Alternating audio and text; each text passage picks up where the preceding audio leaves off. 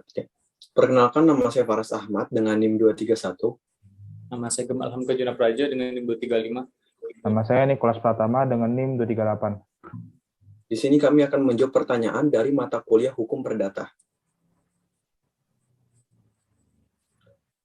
Nomor 1, ada kasus yang inti dari kasus tersebut adalah ada seorang ibu hamil yang ditinggalkan oleh suaminya dan tidak pernah kembali lagi. Mereka nikah secara agama, lalu di saat anak itu lahir, dilakukan pencatatan akta kelahiran atas nama saudaranya yang bukan atas nama asli orang tuanya.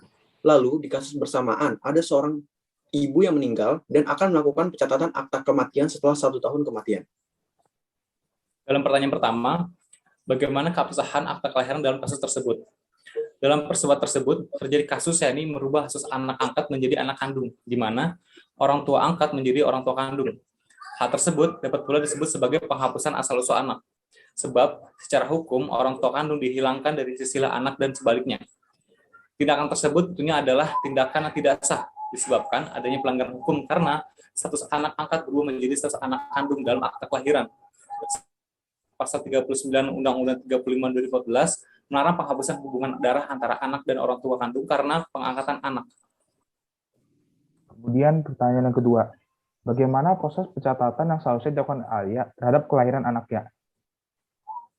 Nah, dalam kasus ini, catat akta kelahiran cukup dicantumkan nama ibunya saja dan tidak perlu masukkan nama ayah kandung. Berkas yang diperlukan yaitu surat keterangan lahir dan identitas ibu kandung atau saksi kelahiran berupa KTP atau kartu keluarga. Pengurusan dapat dilakukan di tempat tinggal dengan cara menunjukkan pencatatan tersebut kepada petugas registrasi kantor desa atau kelurahan dan menandatangani formulir yang telah diisi oleh kepala desa atau lurah. Kemudian formulir tersebut akan dilanjutkan ke UPTD instansi pelaksana dan diterbitkan akta kelahiran. Ini didasari dalam Undang-Undang Nomor 23 Tahun 2006 dan Peraturan Pemerintah Nomor 37 Tahun 2007 tentang pelaksana UU Nomor 23 Tahun 2006 dan Peraturan Presiden Nomor 25 Tahun 2008 tentang persyaratan dan tata cara pendaftaran penduduk dan catatan sipil. Nomor 3, bagaimana proses pencatatan kematian Ibu Alia sampai mendapatkan kutipan akta kematiannya? Untuk melakukan pencatatan kematian, ada beberapa cara tergantung tempat di mana ia meninggal. Karena Ibu Alia meninggal 1 tahun lalu, oleh karena itu, perlu mempersiapkan beberapa berkas persyaratan, mulai dari fotokopi identitas Anda sebagai pelapor, fotokopi kartu keluarga, dan kartu identitas dari saksi. Saksi untuk mengurus surat keterangan kematian ini mesti setidaknya berjumlah 2 orang. Selain itu, Anda juga perlu meminta penyertaan dari RT RW dan juga lurah setempat.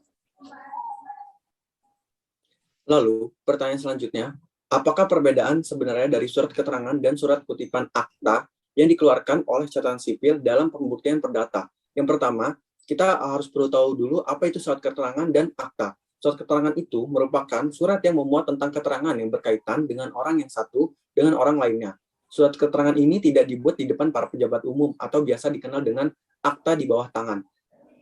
Dan akta ialah sebuah produk yang dibuat atau dihasilkan oleh notaris yang diatur dalam pasal 1868 Kitab Undang-Undang Hukum Perdata yang menyatakan bahwa akta merupakan suatu akta dibuat dalam bentuk yang ditentukan undang-undang oleh di hadapan pejabat umum yang berwenang untuk di tempat akta itu dibuat.